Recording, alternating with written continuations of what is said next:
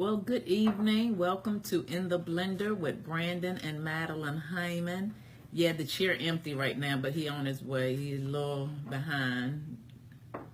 He'll be here in one moment. Welcome to tonight's broadcast. We will, hold on one second.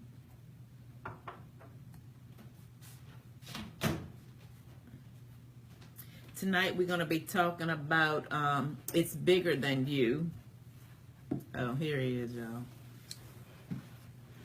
And so we are just so excited. I see Kiki Shepherd over here fumbling over everything, so Yeah. we're going to jump right into this thing. But I'll tell you, you guys are going to enjoy tonight. Again, we're talking about It's Bigger Than You. Let me put on my vision enhancers. There we go. That's a little better for me. And so we're just so excited. Again, like we said, 2018 is going to be such an awesome, power-packed year for In the Blender. The assignment that we've been given has just been awesome, and it's just been so huge. And so we're just so excited to be sharing with you guys just some power-packed information that we promise is going to catapult you and your family, your blended dynamic to a whole nother level, a whole nother stratosphere. And so tonight we're going to be talking about It's Bigger Than You. Over the course of the last probably month or so, I've just been talking with so many different people in this blended family dynamic, and the things that they have been going through have just been crazy. A lot of them have just been facing so many tests and trials, and so many things have been coming up against the blended family dynamic. And understand something, this is such an awesome opportunity to bless the world at large, showing the world what the body of Christ looks like. The body of Christ looks like it's a blending. It's a whole lot of different people, dynamic systems coming together under a monarchy to establish the kingdom of God in the earth. And so that's what the blended family simply does. It establishes God's plan in the earth. Now we know that there is the original family, and that's his original plan. But man has stepped in and have made a whole lot of different decisions that have somewhat been contrary to his plan. But that doesn't mean that our lives can't give him glory, and our lives can't represent the ultimate plan that he has for the earth.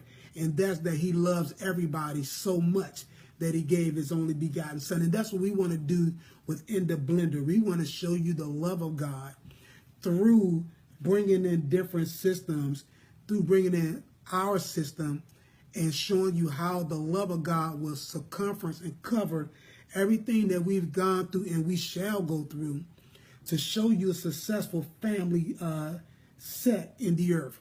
And so we want to start off by letting you know, first of all, that it's bigger than you.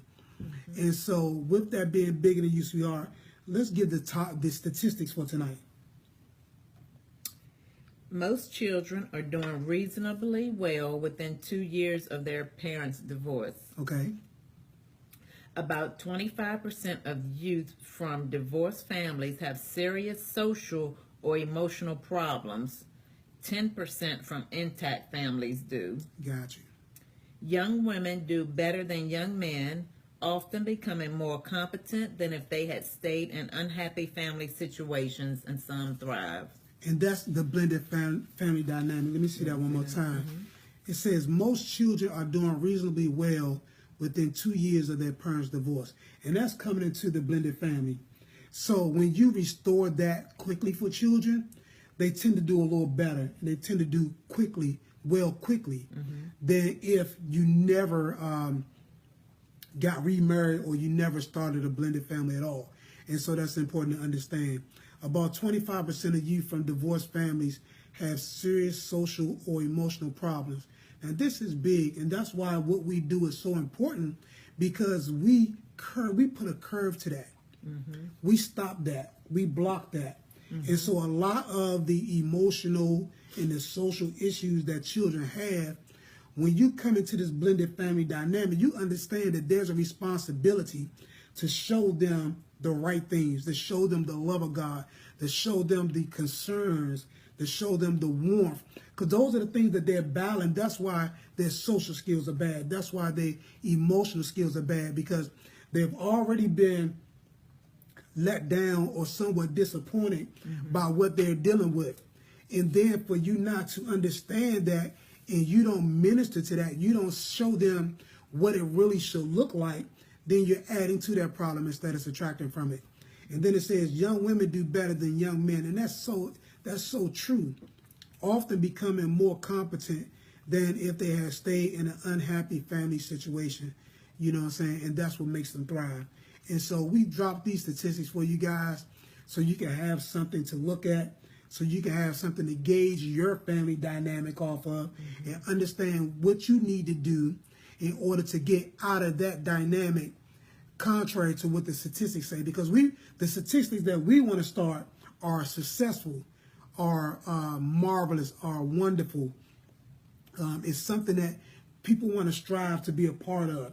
Not the disappointing statistics where you're looking like, I don't ever want to get married again, or I don't ever want to be in a family again because I've been so hurt, I've been so disappointed, I've been let down. And so, hey, Kana, how you doing?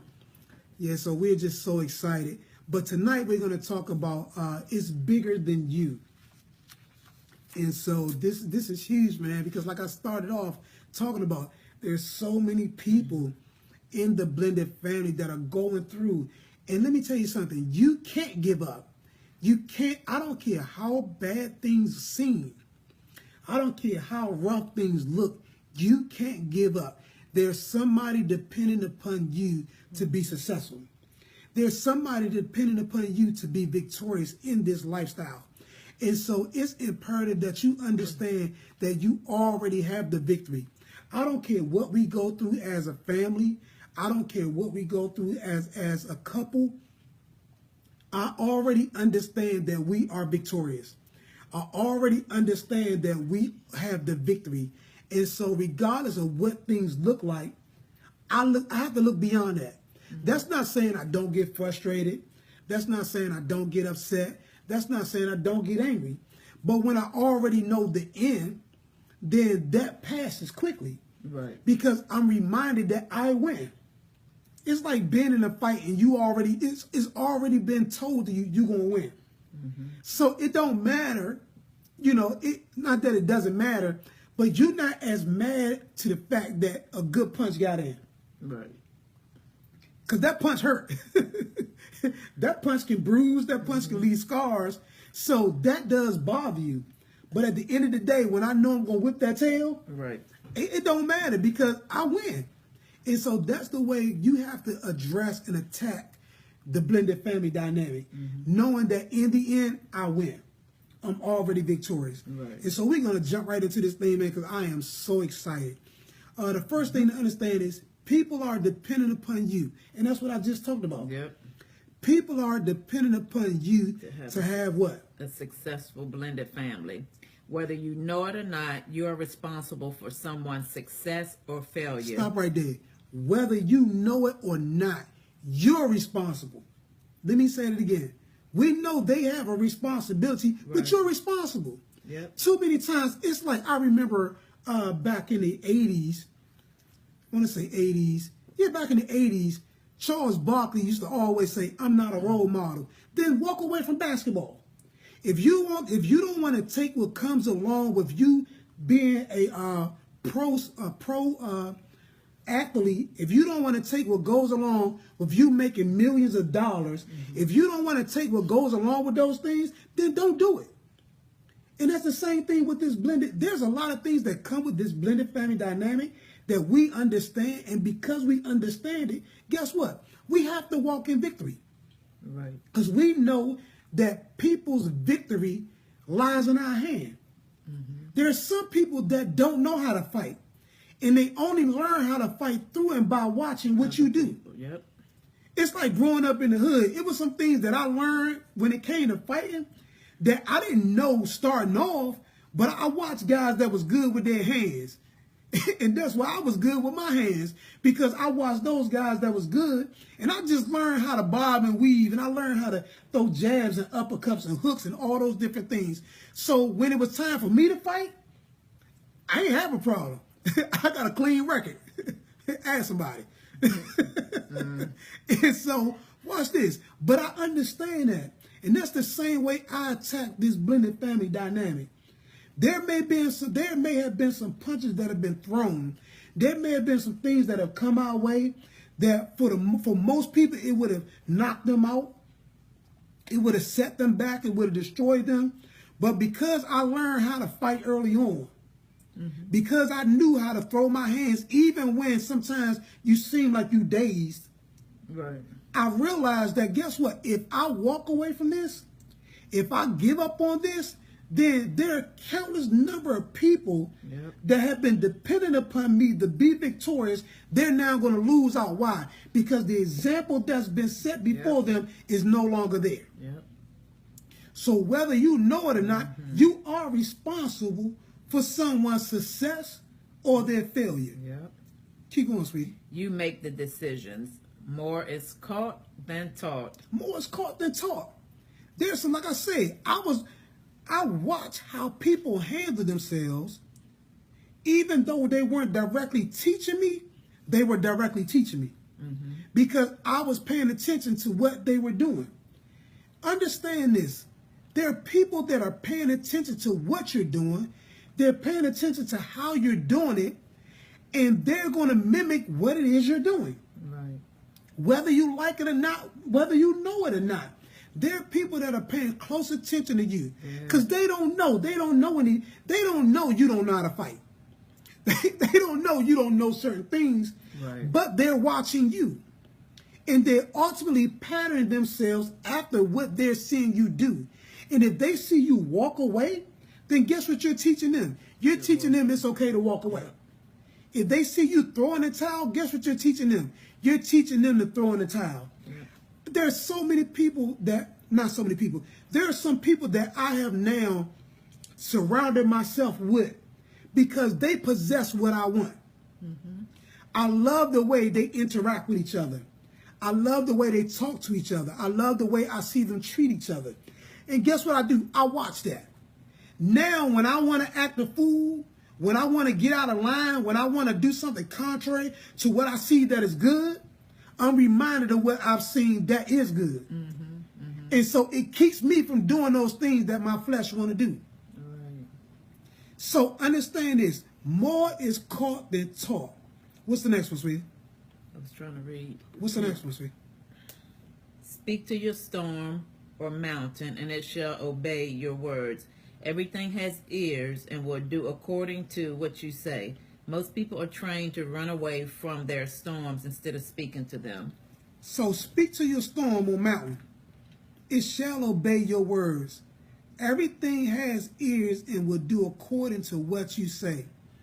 Most people are trained to run away from their storms instead of speaking to their storms. And I know we just got a comment that came, and I didn't want to lose the point of my thought. So what was that you were reading?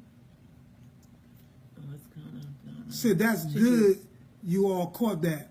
There's plenty of people that forget about that part of being examples for others who are watching, even if others don't tell you they're watching. And again, I'm going to hit that and then I'm going to go to that next point. But you got to understand this, guys.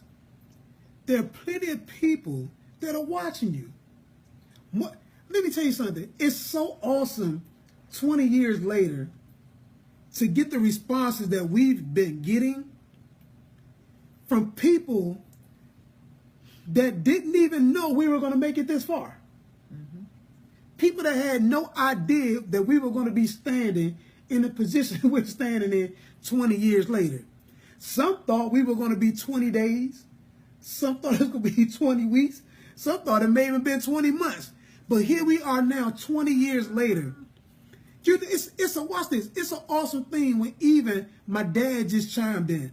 It's an awesome thing. Or my mom just chimed in. It's an awesome thing when your parents are watching. When your parents are looking at what you're doing and are pushing you on because they know the fruit behind what it is you're saying. When your parents backing you, when your parents saying go, go, go, you know that's good stuff. And so we are just so excited, man, to see how God has just been blessing us. And so that's why you have to know how to speak to your storm. You got to know how to speak to your mountain. I remember there was a testimony that Apostle Freeman shared with us years ago, early on in their marriage, when, you know, the enemy was trying to destroy it. And he talked about one moment where he just got so fed up, he opened the front door and he told that devil to get out. And everything that was attacking his family, everything that was attacking his marriage, everything that was attacking his relationship, he commanded it to get out of his house. Yep. And let me tell you guys, sometimes you got drastic results come from drastic measures. You're going to have to take a drastic measure as it relates to what you're dealing with, what you're facing, and you're going to say, you know what? I'm not going to keep dealing with this. I'm not going to keep going through this. I'm not going to keep facing this. I don't care if you come, you don't have the victory. Right. And some of y'all need to get up right now, take your iPad, take your iPhone, take your whatever you're watching us on. You need to take that right to your front door right now and command that demon to get out your house. Whatever that destructive spirit is that's been trying to tear down your family, that's been trying to tear down your dynamic, that's been trying to bring depression and frustration and anger, that's been trying to bring all these things that's been holding you guys back, you just need to get off your tail, walk to your door, open the door, and tell it to get out. Yes. You're going to have to speak to that thing. Because watch this. You're letting it speak to you, but you're not speaking to it. Let me say that again. You're letting that situation speak to you, but you refuse to speak to it. You're not going to keep talking to me. I was raised like that. Listen, you're not going to keep talking. You're not going to keep flapping your mouth to me. You say something one more time, and I'm going to have to pop you in your mouth. That's the way you're going to have to look at this situation. You say something one more time, I'm going to have to pop you in your mouth. I'm going to have to slap that face. I'm going to have to Jackie Chain him, baby. Yeah. I'm going to have to give him a Jackie Chain. That's what it is. Do it. Pop, pop, pop, pop, pop, pop, pop, pop, pop. And that's what's going to have to happen. Sometimes you got to look that thing in the face and give him a Jackie Chain. You got to slap that thing all upside his head. Why? Because it's been getting the victory. It's been beating you up. And it got you looking foolish. It got you looking disappointed. It got you looking crazy, upset, all these different things because you refuse to fight back. You refuse to open up your mouth and say, you know what? I'm not playing with you no more. I'm not dealing with you no more. You got to speak. You got to speak to it just the way it's speaking to you. It's telling you walk away. It's telling you give up. It's telling you, hey, listen, you ain't going to win. You don't have a victory. Now you got to start speaking to it. That's right. Now you got to start declaring to it what you know you want out of this life. And so speak to your storm, speak to your mountain. It shall obey your words. Yep. What's the next part of that? Don't give up. No. Oh, we didn't finish? Oh, everything has ears and will do according to what you say. Everything has ears. It will do according to what you say. Everything have ears. Let me say it again. Everything have ears. You don't believe me? Keep saying, I'm not going to make it. Guess what? Your situation is not going to make it. Yes, I can testify to that. Sometimes you have to do it numerous times. The enemy is just as persistent as we are. You have to be tougher and more persistent than that enemy. Everything has ears. That's right. You have to. You have to understand that. And it will do according to what you say. If you keep saying you're not victorious, if you keep saying you can't win, if you keep saying I can't deal with this no more, guess what's going to happen? You're not going to deal with it no more. Yep.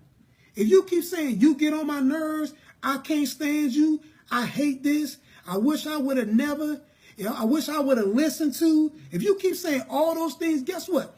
That has ears. Yep. And it will do according to what you say. But if you look at that situation and say, you know what, baby, we victorious. If you look at that situation, you know what, We're the head and not the tail. Yep. We on top regardless of how things feel. And never beneath. We above and never beneath. We're prosperous. We're blessed and highly favored. Guess what? You'll start living that out. Why? Guess why? Because everything has ears, and they will do according to what you say. Yep. Most people are trained to run away from their storm instead of speak to them. Most people are trained that way.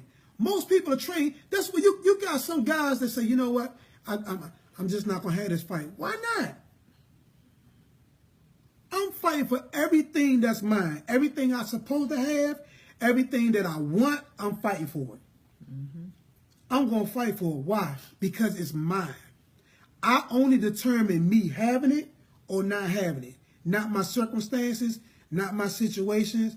I'm living in places, I'm driving things, I'm doing things that my situations may say I shouldn't. But because I say I shall, I do. And you have to understand that that's the power that you possess. Yep. The next one says, don't give up. Go ahead, sweetheart. Too many people throw in the towel before they see the manifestation of what they were waiting for to come to pass. Too many people throw in the towel before they see the manifestation of what they were waiting for come to pass. They throw in the towel. You know, you guys hear me talk about me losing a lot of weight. Last year, I lost 128 pounds. I put a little bit back on because I was looking a little frail. I really wasn't happy with that look, but I'm ready to lose a little bit more. But I wanted to kind of see how my body would adjust to me losing and putting a little bit back on. So now I'm ready to do that. But if I would have given up at 20 pounds, if I would have given up at 40 pounds, if I would have given up at 60 pounds, hold on. If I would have given up at 100 pounds, let's go there. If I would have given up at 120, can I go a little higher? If I would have given up at 128, I never would have seen what I was able to accomplish. Yep. Because at every step, people kept saying, stop right there. Stop right there. Stop right there.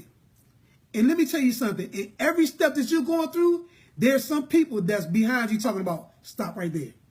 Stop right there. That's enough. Don't lose no more. Don't do no more. Don't do this. Don't do that. Let me tell you something. This victory is yours. It's not anyone else's but yours. You have to know what it is you want out of this. And then with all that is within you, you have to pursue it. With all that's within you, you have to pursue that thing. I pursued that weight loss. I pursued that because there was something I wanted to see that I've never seen before as a grown-up. When I started that journey, I was wearing a 4X shirt. Let me say that again. When I started that journey, I was wearing a 4X shirt. Your boy sporting a medium sweater. A medium sweater. It's so small they call it a smedium. It's a small medium. But there was nothing in me that was able to see this initially. I knew what I wanted, but I didn't see it. So then I had to say it until that's a whole nother one right there. Say it until you see it. That's a whole, you ain't ready for that one. That's the middle of 2018. But no, really, I had to continue to say it. I'm getting smaller. I'm this, I'm that. And then I would buy clothes that I knew I couldn't fit in and every day try them on. There's some things that you guys want right now as it relates to this blended family dynamic that you might can't fit into it right now, but you just got to keep trying it on. What do you mean? You might can't fit into getting along with her. Just keep trying on. You might can't fit in getting along with him, but just keep trying. Ain't no way, babe. Just keep trying them on. See, there's some things you got to keep trying on, even though you're not fitting into it right now. You got to keep moving in it. Because, see, faith, that's what faith is. Faith is action. Faith isn't just talking. Faith is action. And so if you don't move in this thing as if it's already so, you'll never possess what it is that you should possess. Mm-hmm. See, because I knew it was bigger than me, because I knew that this thing was bigger than me, oh man, I kept walking in it. And eventually, everybody else will see it too. Right. There's so many people now that see what we saw years ago, didn't understand what we were going through, didn't understand why we were still here. Because you guys only hear a part of our testimony, but it's more to come, I promise you that. And people didn't understand how in the world they still making it. How in the world they still together. How in the world did they make it through that right there? Why? Because we knew it was bigger than us. Yeah. And we knew that there were too many people that threw in the towel before they saw the manifestation of what it was they was waiting for. Mm-hmm. James 1:4 says this in the Amplified Bible Classic Edition. But let endurance and steadfastness and patience have full play and do a thorough work, so that you may be people perfectly and fully developed with no defects, lacking in nothing. Let endurance, watch this. This is about endurance. Mm-hmm. This is not a sprint. The problem, that's one of the problems is you thinking you're going to get it too fast. You think as soon as you take off, you're going to get to the finish line. No, baby. This is a marathon. This is not a sprint. This is long distance. And your sprinting skills aren't the skills that are conducive to being a long distance runner. Let me say that again. Sprinting skills aren't the skills that are conducive to being a long distance runner. Now, your boy might be big, but he know a lot about running. Track and field is one of my favorite sports. And so I know a lot about that. And so if you're a sprinter, there's a different skill set that you have. There's a different type of training that you must go through. Mm-hmm. But in this right here, this is long distance. This is a marathon. This is something you're not going to start off and finish in 4 seconds, in 3.8 seconds. This is something that having world-class speed won't get you the victory in. And so you have to have endurance. You have to be steadfast. You have to have patience. Mm-hmm. You have to understand that patience have to have a thorough work. These things have to be thorough so that what? You can be perfect and fully developed. It's nothing like when you working out and you see them guns that's fully developed. You remember when you first started working out and them guns little? Y'all know what I'm talking about. You look at your arms and they little. But then once you stick in that thing and once you hang in there and you keep on working at it, all of a sudden you see a growth. Mm-hmm. See, y'all ain't ready for that. I'm going to keep that under wraps right now. They might don't look like these guns, but these some good looking guns. I promise you that. And so you want to make sure that they develop, that there's no defects, and that you're lacking nothing. What's the next one, sweetie? Identify your faith troop and their roles. Now stop right there. This is important because I'm about to get into some stuff, guys, that's really just going to really take this thing to a whole nother level. You're going to have to learn how to identify your faith troop. Wow. 7:58. I'm going to close with this one, sweetie. This is my last point. And then we're going to pick it back up, though. Okay. Identify your faith troop. And we're going to tell you where we got that from. But you're going to have to identify folks that can believe with you. Right. That's your faith troop. Because everybody, not only cannot everybody believe with you, but everybody's not going to believe with you. Right. And so you have to learn how to identify those individuals who you know that have your best interest at heart. Right. And not just your best interest, but they got your God interest. Right. Because everybody has your best interest, doesn't have your God interest. Mm-hmm. And what do you mean by that? There's some people got your best interest and they tell you walk away. Mm-hmm. When you supposed to stand still and see the salvation of the Lord. There's some people that have your best interest and they tell you give up when you're supposed to pursue without fail. Mm-hmm. Oh my God. So we're going to pick back up on that, guys, because when we talk about that, and listen, when you hear this, I'm telling you guys, we're going to be starting 2018. Powerful. You don't want to miss next week. Listen, if you have any comments, if there's something you want to go into a little in depth, how do they reach us, sweetheart? Email us at weareablendedfamily@gmail.com. Say that again. weareablendedfamily@gmail.com. Listen, I'm telling you, it's bigger than you. You have to understand that. Make sure that you play this over and over again. If you know a blended family, you know somebody that's been struggling in this area, in this dynamic, make sure that you show them this. You share it with them. Right. Because they need, I promise you they need it. I promise you they need it. People are so hurting right now. Mm-hmm. They're going through so much and they need to know that it's not about them. And so you want to make sure you do that. Listen, we are blended family at gmail.com. That's our email address. And our final thought is what, sweetheart? Always remember that every family is different and may have different challenges. So every blended family challenge should be addressed individually depending upon the challenge.